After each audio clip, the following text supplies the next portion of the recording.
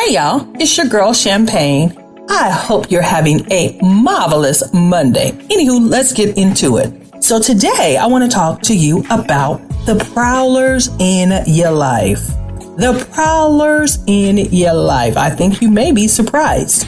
So in 1 Peter 5:8, we are told to be alert and of sober mind. Our enemy, the devil, prowls around like a roaring lion, looking for someone to devour. I need you to understand 3 things about that particular scripture. 1, you need to understand what devour means. Devour means that someone or something is eating hungrily, eagerly, quickly. You are devouring it. Your appetite has been alerted and awakened, and so you are trying to quench the appetite. You are eating eagerly and hungrily. So here's the thing. You have a taste for that which you are eating, which is point 1 of the scripture. You need to understand the enemy of your soul prowls with that which you have an appetite for. I believe that we are giving the enemy of our soul too much credit in what he tempts us with. The Bible is clear. We are tempted by that is in our own heart.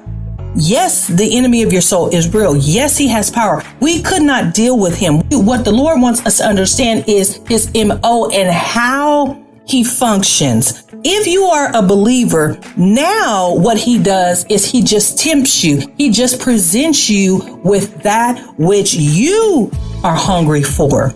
And so on this Monday, make sure that you got your appetites in check, y'all. Our appetites is killing us, and we blaming the enemy, but he's standing there looking like, well, I couldn't feed you if you wasn't hungry for it. So make sure you have your appetites in line. How did you do that? Romans 12:1-2. You have to get your mind renewed. You have to have a different thought. You have to get the correct perception of that which you are hungry for. If it is harmful, if it is not conducive to who you are as a man or woman of God, or who you want to be, who you are aspiring to be, who you are evolving to be. The second thing I want you to notice in this scripture is the way that he comes. He prowls. He prowls. Have you ever seen a lion? They're looking at their prey. They don't just immediately run up to that wildebeest. No, they circle, they prowl, they're quiet, they're very stealth. They're canvassing out the landscape, formulating the best moves. You see, that's the concern you need to have for the enemy, because he is strategic. He knows you. All he knows about you, you actually taught him. Your family line taught him. Humanity, for God's sakes, has taught him. He uses the tools that always have worked because we are human. And so what you need to do is know yourself. You have to know your personality. You have to know your temperament. You have to know your issues. Y'all, I'm telling you, if you don't know yourself, the good, the bad, the ugly, and the dirt, you are going to be tossed to and fro for your whole life. Everybody is going to be able to control what you do, your responses, your emotions, because you don't know them to get a handle on them. If you don't know them, how then can you prepare to function in this world in spite of them? And so you need to know how you have someone prowling after you. And it ain't going to be something you don't want, y'all. Remember, it is an appetite. He strikes us with the appetite for what we have.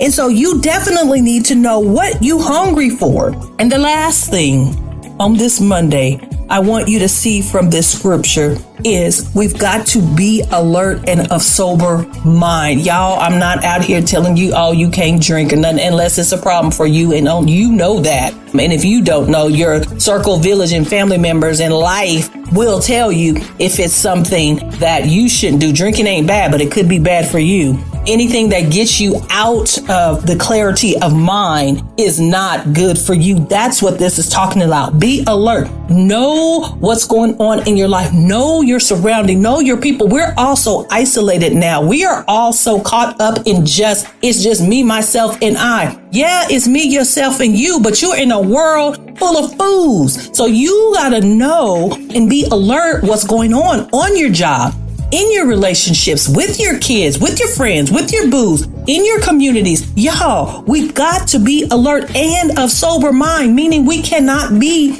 running around in our emotions. We cannot be out here just responding instead of reacting. Reactions is a knee-jerk response to something, and responding is, I've thought about it and this is what I have concluded I need to do. So that's what we need to start doing, y'all. We've got to be alert. Now, that don't mean that you minding everybody's business. We got to know business of our own. But it does mean that we are alert and we are aware. And no, you ain't got to address everything, boo-boo. You can know something and not address it unless you need to. It does not mean you got to leave everywhere because you are being alert to some things that are going wrong or that are not right. It doesn't mean if you are somewhere hard that you're supposed to leave. It doesn't mean because you're in the fires of life that's not where you're supposed to be, because the fires of life is what refines you and builds your faith. And so you can't keep jumping out of that. That's not what I'm talking about. But I'm saying be alert and of sober mind into what is going on. Not saying leave everything, but what is going on? What is this designed to teach you, show you, build you up, or at the very least, show you a characteristic of God? So remember on this Monday, be alert and of sober mind, because the enemy of your soul is prowling about with that which you're hungry for.